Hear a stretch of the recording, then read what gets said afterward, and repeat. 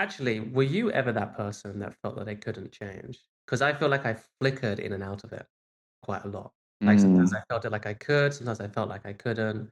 Like, on my journey, it happened around getting relationships and dating figured out, around, when we were going really hard in meditation in Theravada Buddhism. There was definitely a lot of, like, am I actually able to attain first path of nibbana? That's gonna be really Right. niche for a lot of people.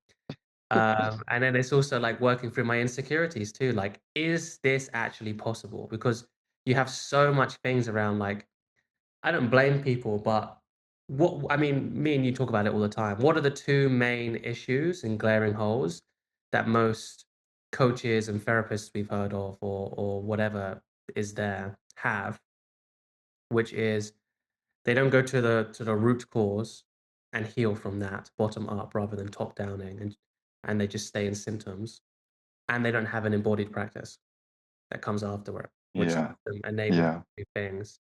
So I think when you have so much exposure to that, and even in some of the first mentors that we encountered and some of the first frameworks, there was almost like baked into it, like, if someone does have a real deep transformational change where they actually become a different person, whilst obviously still remaining true to themselves, like, that's like a unicorn.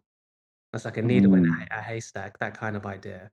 So I know that Yeah. it's very easy that when you've been on this kind of hero's journey that me or you have been on, and the people that following us have been on, sometimes that can actually work to your detriment when it comes to really sitting Mm. down and doing the deep work, at least from my experience and from my clients' experiences, because you've done all of it and you've had enough of the benefits to kind of see what people are talking about, like, oh, like higher self, like getting over habits, and then you can kind of maybe delude yourself into thinking that's the glass ceiling. Yeah. I'm wondering from Yeah. your story, like piecing together what I said, was that something that you struggled with?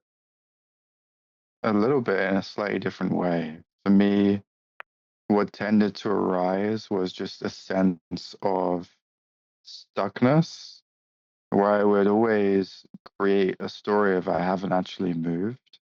And yet I would never hold the belief that I can't change. I would just always be in the idea that I haven't actually changed, Wow. which is very weird. Yeah, And so, not ideal. yeah, not ideal. One thing I was even noticing was with the business, where the story would come up is if I would have a certain month that like was did really, really well, went beyond what was maybe normal for me by sometimes like a few K, like more than I'm used to. Yeah. And I remember I wouldn't count it at first. Mm, Like I was like, that doesn't count yeah. because of it came through this direction, or that Wow. doesn't count because it didn't fit into the story. Like, and I Yeah. would really believe it. So I Wow. would use whatever, like I would believe the story that, oh, it doesn't count because of da da da da, right? And I wouldn't, and then so I'd get to keep my identity at this stage. Mm, And even if there was physically times where the number was up here, mhm, it wouldn't count. mm, And so that was how it showed up for me. It was just like, oh, I haven't actually done anything. Like, right. oh, you know, that no, that doesn't count. That doesn't count. Even when we were obviously growing within dating and relationships, or even growing in this internal work, Mm, there was a little bit of like, oh, I haven't actually changed. And when I would look objectively and embody the person of me maybe a year or 2 years ago, and I'd be like, well, life is extremely different. So what are you talking about? mm, And then the voice would just be, no, no, you haven't actually changed. yeah. And it was just like this crazy, weird thing of you haven't actually made a difference. Mm, mhm. And so it would arise that way for me. But it's interesting hearing for you the perspective of can't change. And what I'm curious about is you shared that you experienced that sometimes even in the dating relationship stuff. Yeah. What was like moving forward with that? Because that must have been really hard having that like in the background.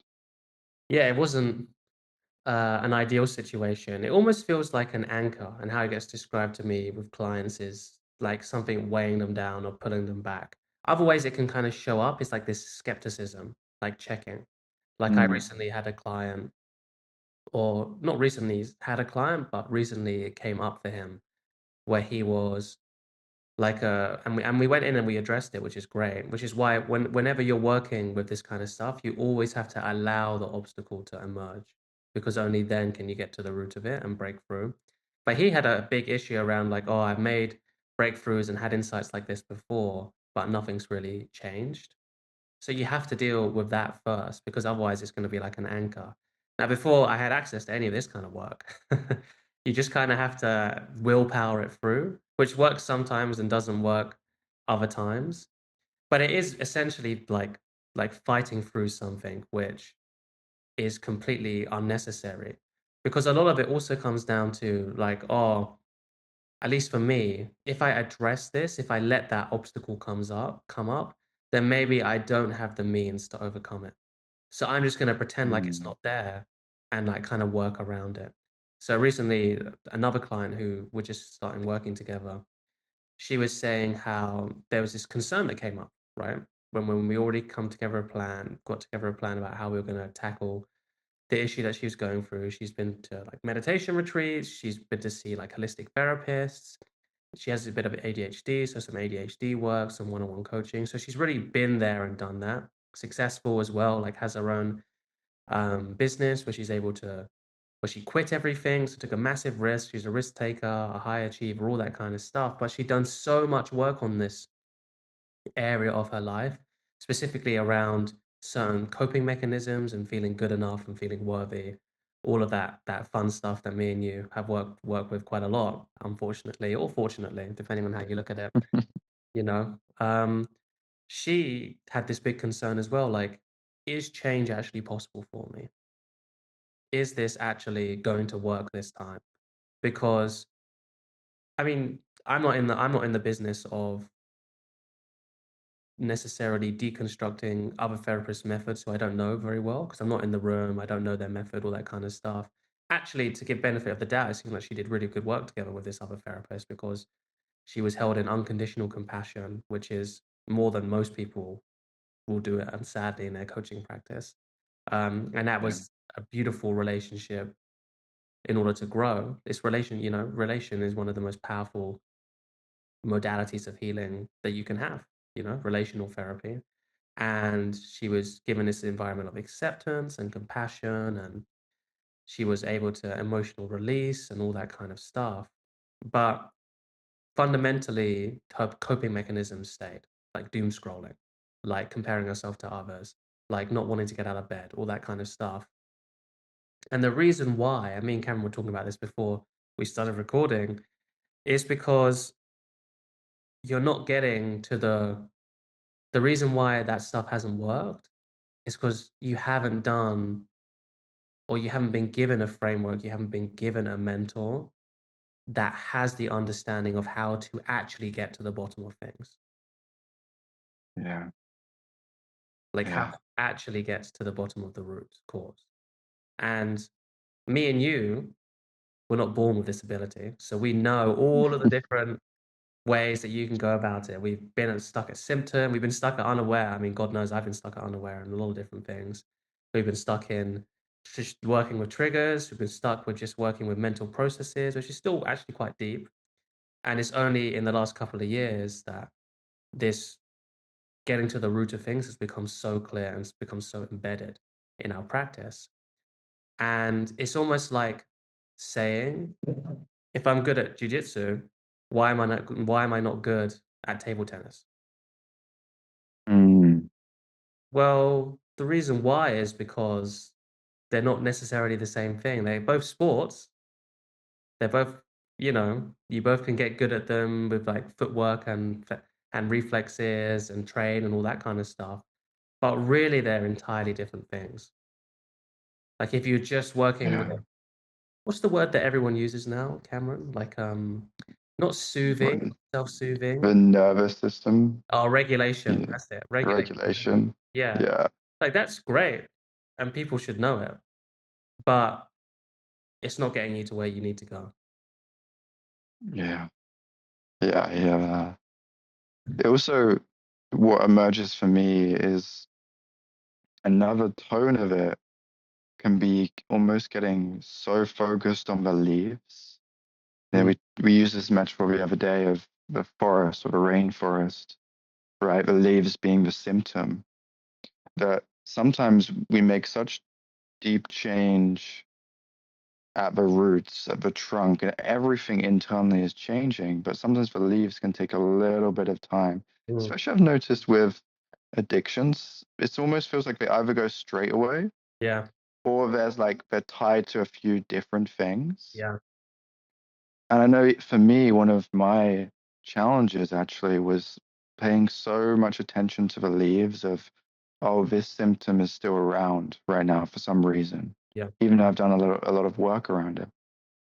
And then when I started to look at the internal kind of ecosystem and rainforest, it was such a different experience Mm, of how I was viewing the world, how I was experiencing life, mm, that it got to the point where the leaf didn't matter so much. mm.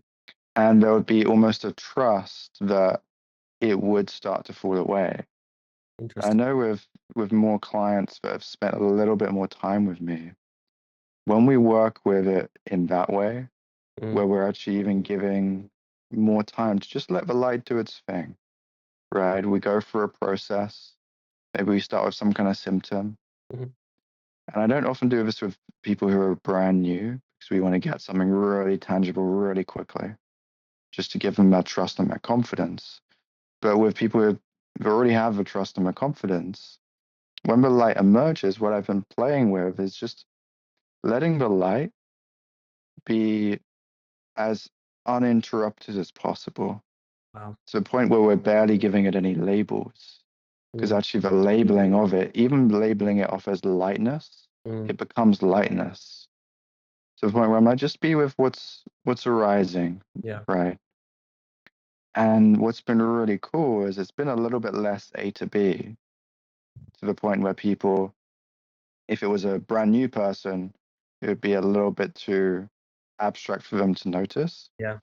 But with these people, it's just been generating such a crazy difference in how deep the state can go and how even how broad it can go, Mhm, that when it does kind of almost surface up to the leaves, it's just been breaking like dozens of constructs at a time. mm, And the reason I bring that up is that was almost a shift for me when it came to the, is it changing? Is it changing? Because the part of me that was asking that question mm. was so like needed like the most obvious change to Yeah. say that it was working, right? It I'm needed like free. real permission. I'm free, Cameron. Yeah, Needed the clients yeah, that. Yeah, I've been there as well. yeah.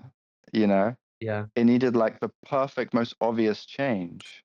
But as soon as I was just with that part, help that part kind of come into more maturity, Mm, and it was step back into witnessing too, mm, there was something about seeing the system as a whole yeah. and seeing that even that obvious change, which is great, we do that too.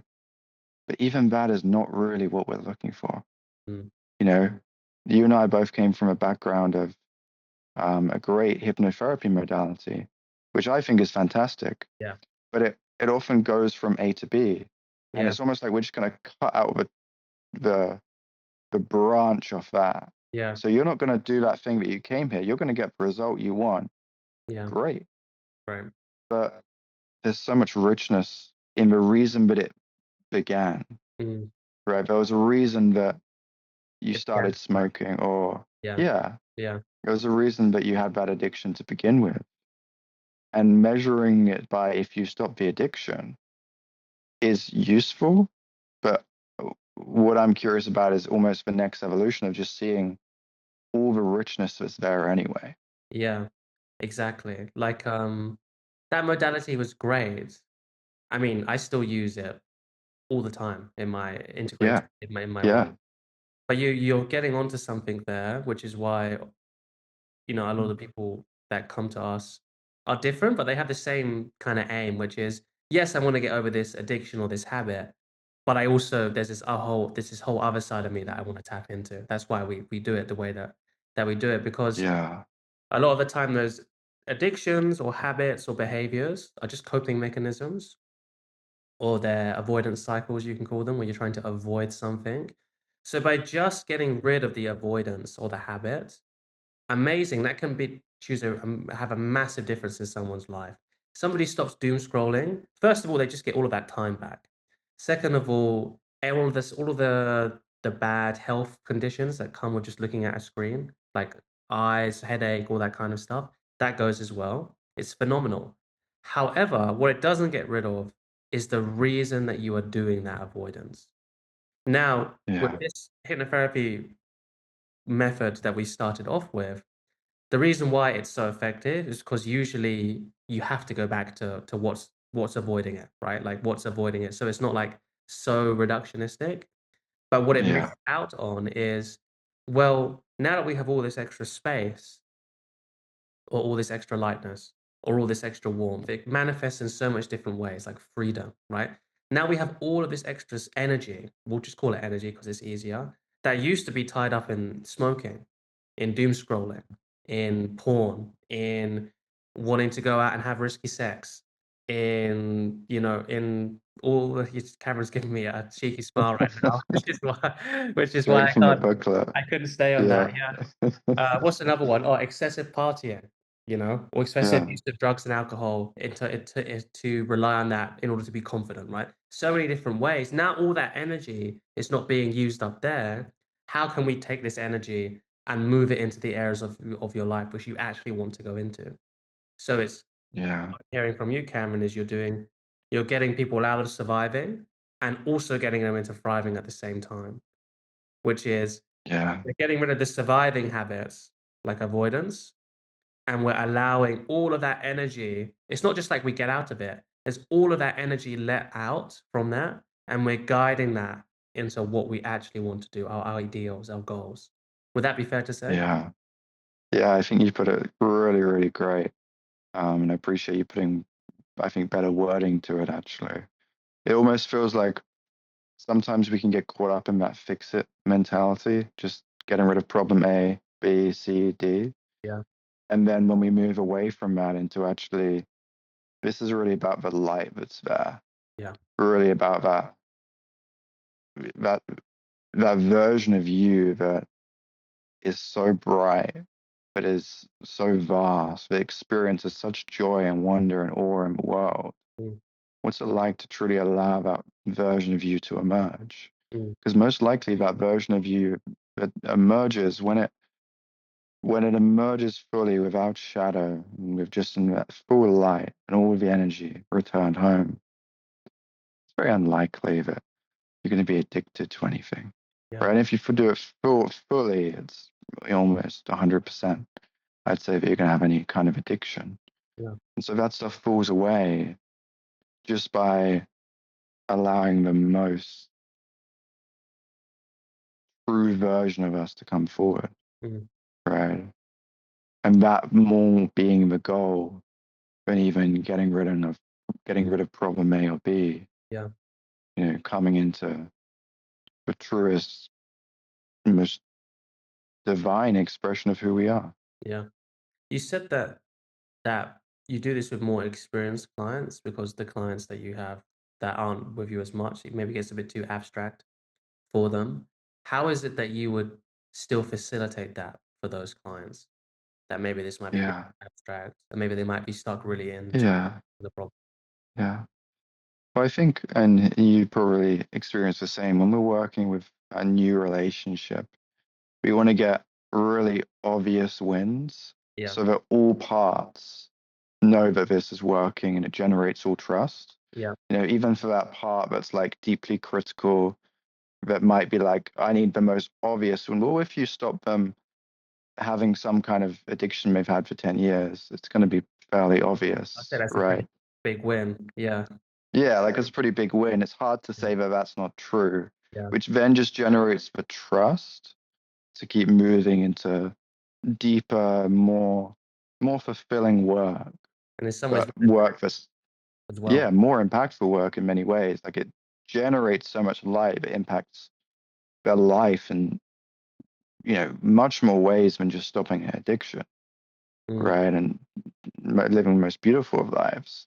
But we have to generate that trust first. yeah. And so very often we're still doing the same thing, but we're just allowing it to be a little bit more easy to grasp. Mm, You know, when the light comes through, we're generating words around it. What's the label of it so that they can keep reaching in and bring it back up whenever they want. And then we're going to the trigger probably a little bit quicker and the symptom a little bit quicker than with more experienced clients, where it's like, okay, well, now what changes about the actual problem you came here with? Oh, mm, it's not a problem. Wonderful. Well, my more advanced clients already know that it's not going to be a problem because they've been through the process so much. We don't need to jump right up there.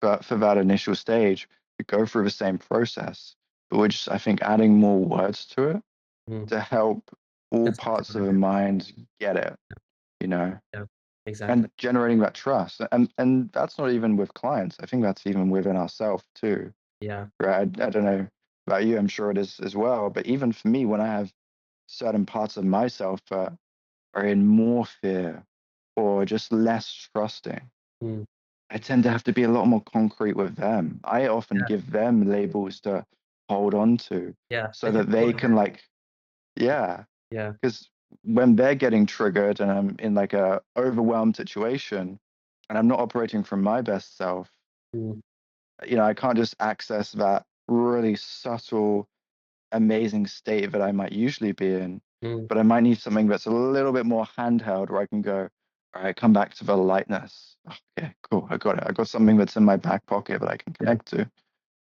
And so, yeah, I'm curious Yeah. what emerges for you around this. What you're saying is also the danger where you can get too much into that. I guess we can call it light work. Um, Mm, it's just like such a human developmental thing. Like it's not due to ignorance, it's not due to narcissism or egocentricity, although all those things can obviously happen in all of us, right? But either you just work on the problem or you just go straight into thriving, you know? It's very rare that you meet people that will be like, "Oh, I have a concrete part coming up in me. Let's work with that. Oh, this part's more subtle. Let me work with that. This part's more metro aware. Let me work with that." Right? What I hear from you is when you're saying this is you have to accommodate everything inside of the person. And although there are stages of development, stages of maturity, that doesn't make one stage's want greater than the other. yeah, So yeah, if somebody needs a bit more of a concrete step by step, we're doing this, we're doing this, we're doing this, that is just as valid as somebody who wants to work on the real like state cultivations, be a real state master, like tap into states of like equanimity, compassion, all that kind of stuff. I mean, I see it in a lot of coaches. I saw it in myself as well on my journey, where you're almost like, oh yeah, but that stuff doesn't really matter. Like let's get to the good stuff, you know? And it's like, no, everything that's coming up needs to be held and loved unconditionally and accepted unconditionally. And not only does it just yeah, be accepted unconditionally, but you have to provide it with something that it needs. Something's more belief based and more concrete, you have to give it that. If something's more of an ego want, like I want this and it's not coming out of shadow, you know, that can be like healthy sexual desire, that can be a desire to just want to have fun, that can be a desire to just dominate in a sport. You know, Cameron's going to be doing his first jiu-jitsu competition soon. So we're going to be yeah, making him just go into that state of a conqueror, all that kind of thing, you know? yeah, You have to work with everything that's coming up. That is what I see for a lot of people that have been kind of feel like maybe they don't have the capacity to change because almost always it's because the person or the things that they've worked on, maybe the mentors they've had or the frameworks they've had access to, they haven't accommodated that. mm, They haven't accommodated like really allowing every single part to be carried along this transformation. Usually they get to the yeah, transformation, they even get to the change, the root cause, boom, they're there. And then that critical questioning part that really just wants the best for them comes up, but it is disguised as like a critical and a cold kind of part or voice in themselves. And the reason why it has to do that is because it's been split off from the rest of them. and that's the only way it can get attention and get its needs met. Like, "Is this actually gonna happen? I don't wanna be disappointed," right? Instead of pushing that away or pretending that it's not there, no, we address that, we bring it in, you know? We see if it's Yeah. introjection, then we let go if it's hold on if there's an introjection it's holding on to.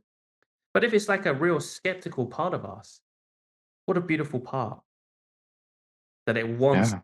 to check everything, that it wants to be realistic, that it doesn't wanna get disappointed again. That's a big thing that comes up, right, Cameron? Like, they don't wanna be disappointed if it doesn't work. That's like a massive one Yeah. Yeah. Yeah. that always comes up. I mean, Ah, isn't that how you want your friend to be? The one yeah. that Sounds like a lot doesn't of care. exactly. The one that doesn't get, pulled into your ambitious storylines and just positive thinking. You want that friend to, when everyone's, like, celebrating you, to obviously have a lot of care and love for you, and a lot of the time the voice doesn't lead with that, which is why that voice also has to be held accountable, right? We're not just Yeah. saying that it's something which is super mature and it's the thing that we have to look up to, but you want that friend to be like, "Hey, bro," or "Hey, I don't think that's a good idea." And I'm saying Mm, that because I'm your friend and my love and my care for you means more than me allowing you to go down this path, which I thought about a lot and I know you very well, and I have to say something. That's a good friend, yeah. and that's what that part's like Yeah. for you, right? Yeah. And then, funnily enough, when you let that part understand that you genuinely think that way about it, then it loosens up, Mm, and it usually apologizes, yeah. and it says, I didn't even know I was coming across like that. I just wanted us to be safe." Yeah.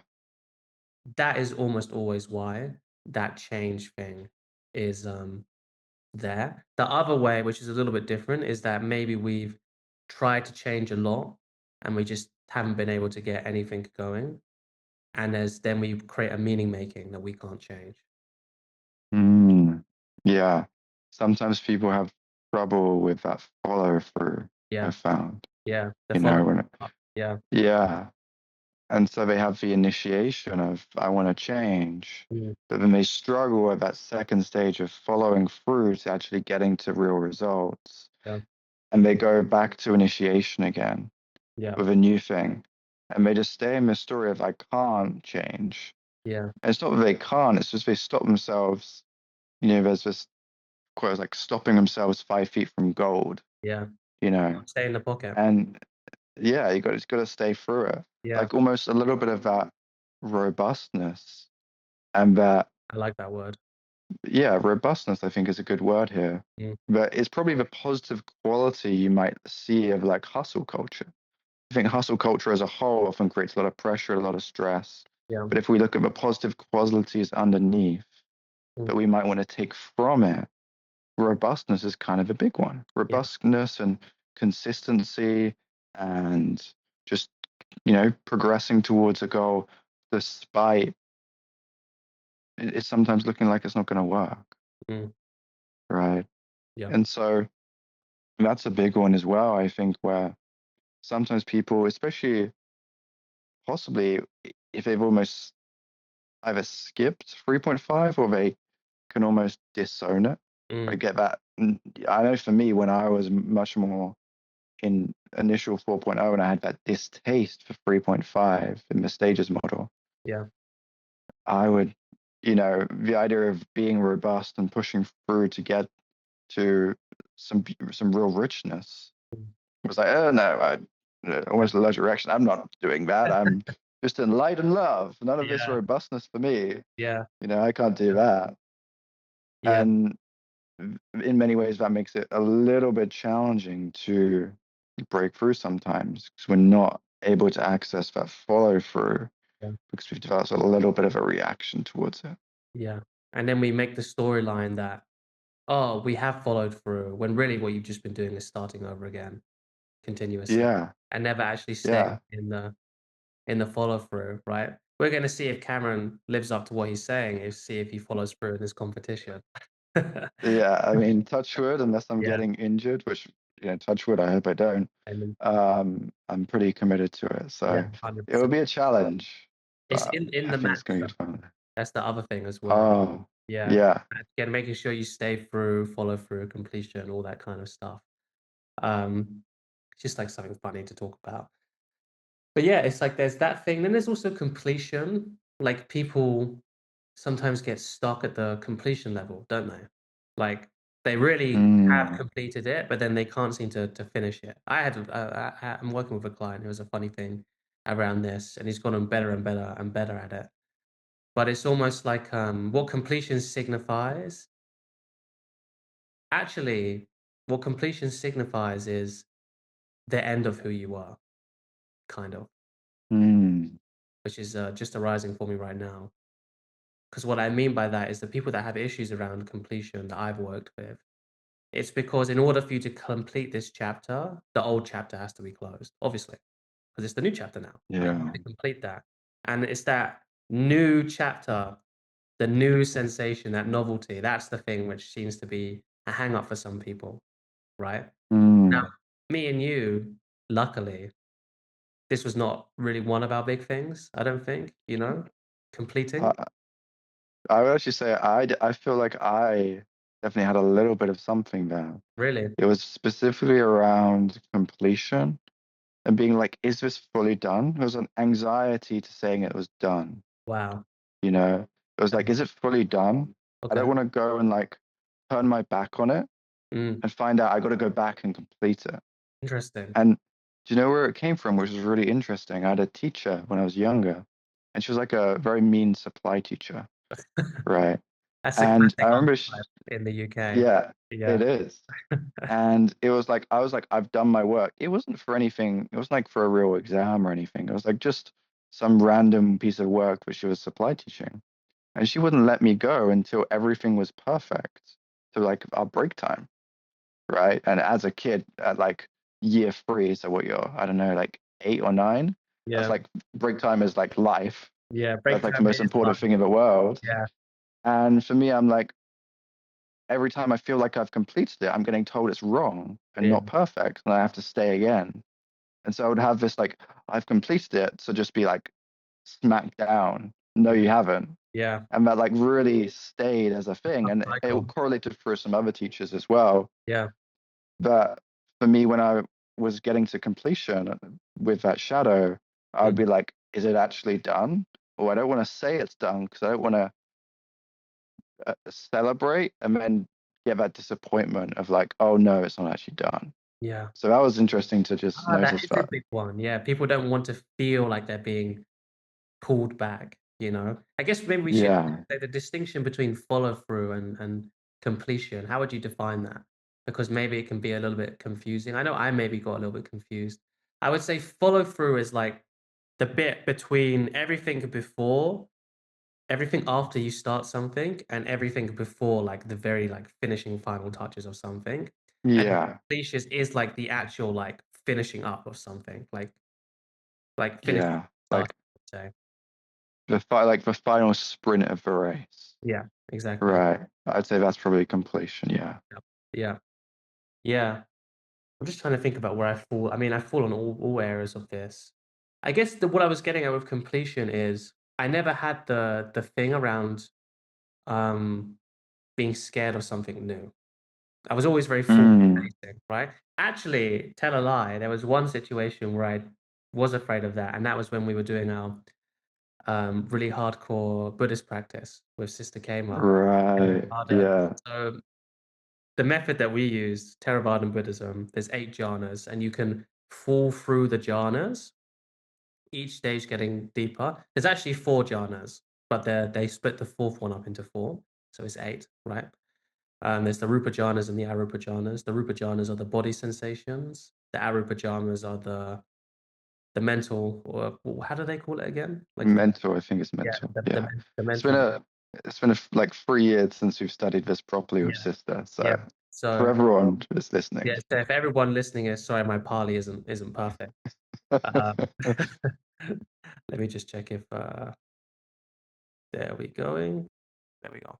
So when it comes to that, there's a stage which you get to like just before you fall through, basically, which is falling through is like essentially what happens apparently is like you're for like a millisecond, like your consciousness or your personality just stops firing. And that's why it's called cessation. There's a cessation to your being, and then you pop back on again, basically. And it's like boom, like that.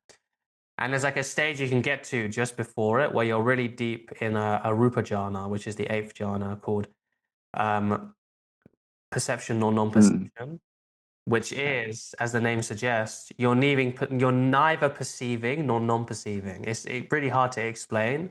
And how you know you're in it is you only know you're in it after you come out of it. It's like a mm, weird kind of like dreamlike state that you're in. And it's not even dreamlike because in dreams you are perceiving. It's like a super strange kind of like weird part of your unconscious you go into. I don't know how you would explain it.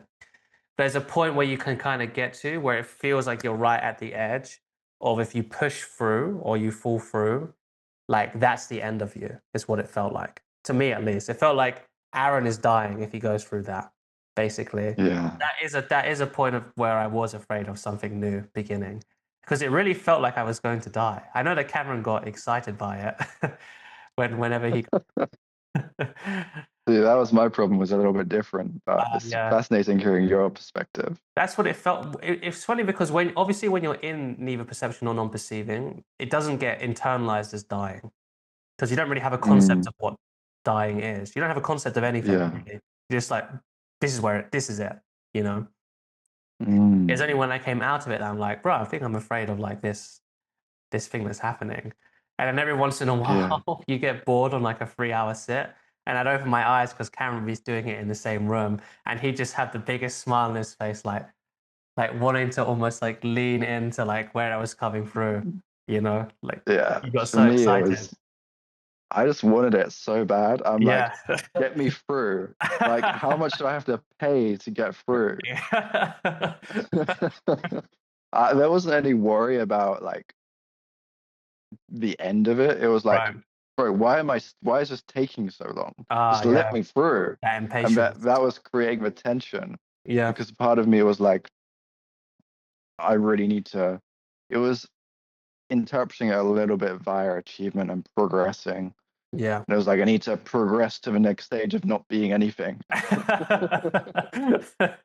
It's so Um, ridiculous when you put it like that. Yeah. yeah, it's crazy how your constructs arise even in Yeah. intense spiritual practice, where it's not Yeah. about being anything, it's about getting, removing attachment to your personality Mm. in many ways. Mhm. And yet your constructs can arise within it Yeah. of just like, I'm gonna get through this. Yeah, that's right, sister. 3 hours. But how Yeah. many hours do I need to do? 5 hours? All right, I'll do that. Yeah. As soon as Sister told us that she hasn't met anyone who didn't do a 3 hour sit recently who fell through, that's the moment that me and Cameron started doing weekly 3 hour sits. Three Such a hours bad sits. Yeah. motivation. Such a Looking back at Yeah. it, it was such an achiever based, Oh, pushing yeah. through. But I guess it gets you where you're going. How did we get Yeah. onto this topic? I guess what it relates to is when we come back to like change, there's like so many conditions and constructs we can have around what it means to change and what it means to be different and what it means about us if we do change or we don't, and successes and all that kind of stuff. But as simple as this sounds, how you can measure everything that you have is this beneficial to me?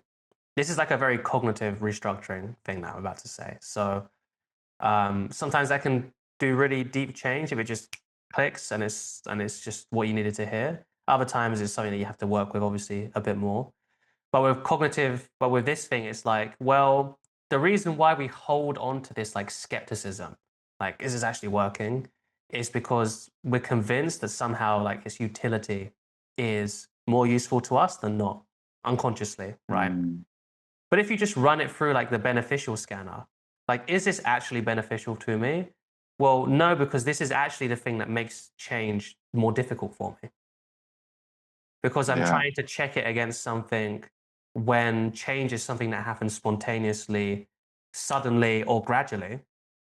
But if I have this really concrete pinpoint, this is what it means to change that I'm constantly putting it up against, it's like me measuring.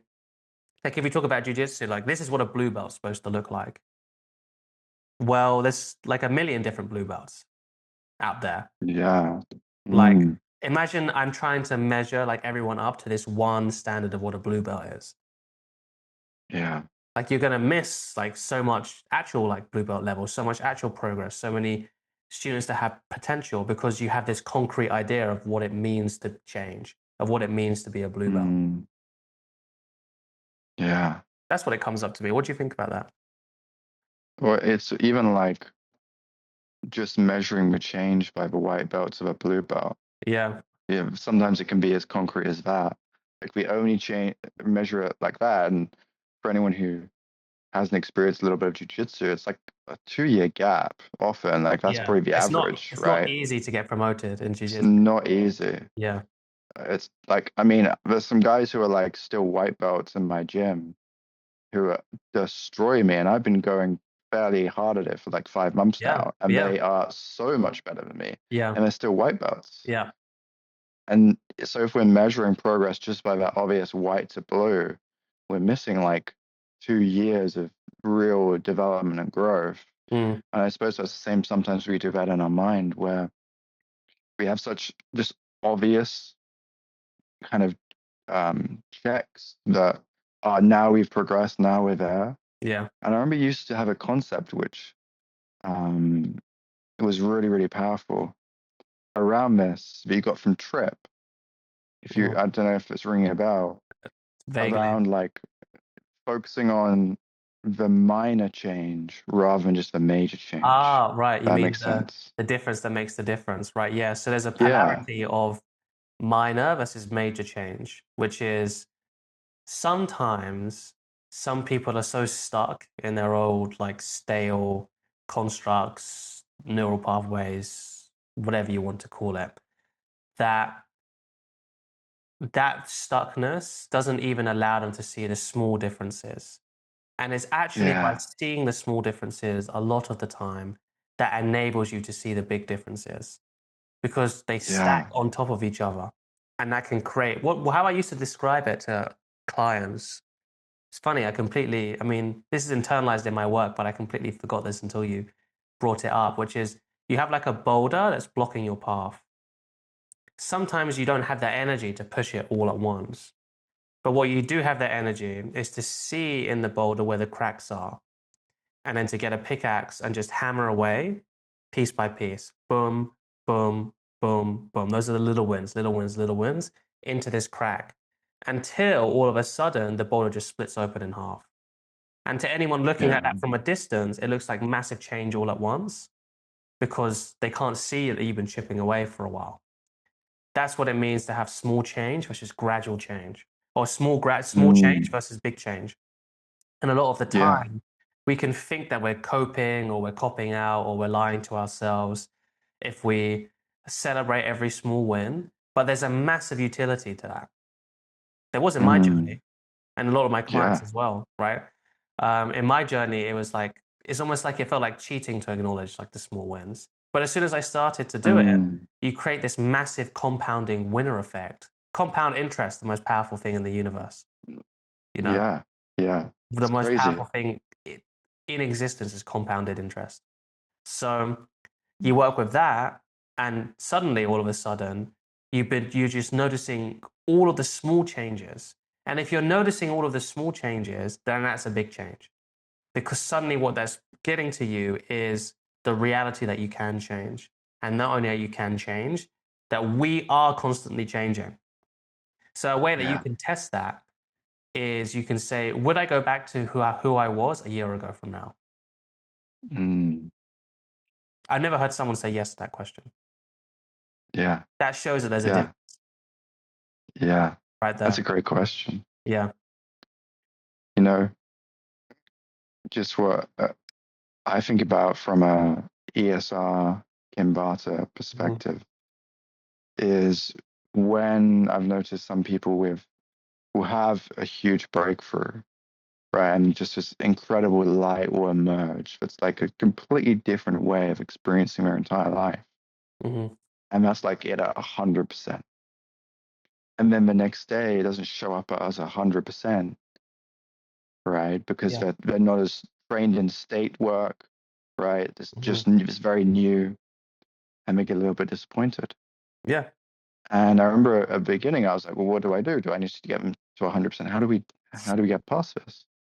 And I just started to explore, well, what's it like to just feel it at a 1%? Oh, We're wow. like, I oh, like it's that. pretty nice. Yeah. It's just actually pretty nice. Yeah. Yeah. What about 2, 3? And if they got to the point where 24 hours a day it was at 3%, it Mm, makes such a difference to their life. yeah. And then that celebration was so big that it would often get to 5 to 10%, Yeah. which is Exactly. then to 20, until eventually it's as strong as it was on the first call, Mm, 24/7. yeah. But it had to start with that 1%. Exactly. I'm like, what's it just like that? It's the difference that makes the difference.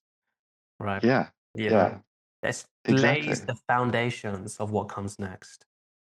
And I used to feel a little bit insecure about celebrating that because I'm like, oh, am I just copping out as like a coach? But then when I Mm, re-owned that projection and I gave myself permission to actually be the person who was genuinely celebrating for the other person, for my client, right? That little difference. Then gave them permission to do the same for themselves. yeah, yeah.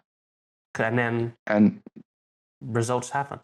When I say results yeah, happen, it means that you don't have such a binary of good or bad. It just everything is an improvement. And if everything is an improvement, then it means that it means that someone's transformation goes much, much faster. yeah. And then just the boulder eventually splits because Exactly. you're actually doing it, you're consistent, and you're celebrating those wins, which just grow until it splits down the middle. Splits down the middle.